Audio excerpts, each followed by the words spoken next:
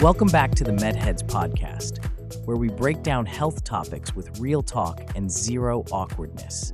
And today, we're tackling a big one, women's health. Yep, we're diving into the joys of periods, the chaos of mood swings, and the fiery adventure of menopause. So whether you're in the thick of monthly misery, trying to juggle life and mental health, or riding the hormonal roller coaster into menopause, this one's for you. Let's start with the thing we love to hate, periods.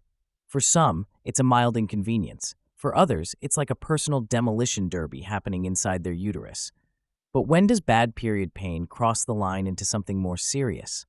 Enter endometriosis, the condition where tissue similar to the uterine lining decides to grow in all the wrong places, causing severe pain, fertility issues, and unfortunately, years of misdiagnosis. On average, it takes 7 to 10 years for women to get diagnosed. Why? Because too often they're told, oh, that's just part of being a woman. Spoiler alert, just because something is common doesn't mean it's normal. We need to stop brushing off pain as just how it is. There are treatments, hormones, surgery, even holistic approaches, but the real battle? Getting people to actually listen. Because let's be real, we talk about back pain, migraines, even athlete's foot without hesitation. But periods? Suddenly everyone clams up. Newsflash, half the population deals with this. It's time we talk about it like the medical issue it is. Speaking of things that don't get talked about enough, mental health. Hormones aren't just running the reproductive show. They're also in charge of mood, stress, and whether you suddenly feel like crying at a dog food commercial. Women are juggling careers, families, relationships, and let's be honest, a never-ending to-do list. The result? Stress, anxiety, burnout, you name it. And burnout doesn't always show up with flashing warning signs.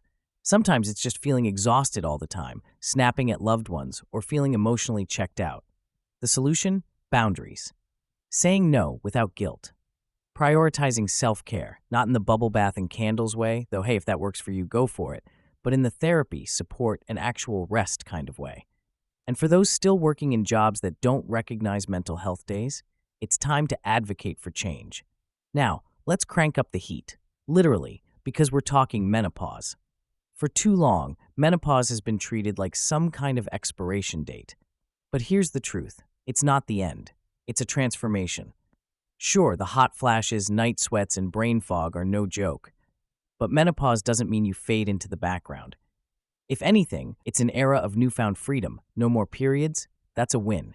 And let's bust a few myths while we're at it. No, menopause doesn't kill your sex life. No, hormone replacement therapy, HRT, isn't some kind of villain. It's a tool, and for many women, a game changer. And no, your body isn't betraying you. It's evolving. With the right diet, exercise, stress management, and medical support, women can navigate menopause with strength and confidence. So what's the takeaway from all this? If your period pain is unbearable, speak up. It's not just part of being a woman. If your mental health is struggling, prioritize it. It's just as important as physical health. And if you're approaching or going through menopause, own it. This isn't the end. It's just a new chapter. Women's health has been whispered about for too long. It's time to turn up the volume. This has been the MedHeads Podcast, brought to you by meducate.com.au. Don't forget to subscribe, share this episode, and start the conversation, because women's health deserves to be heard loud and clear. See you next time.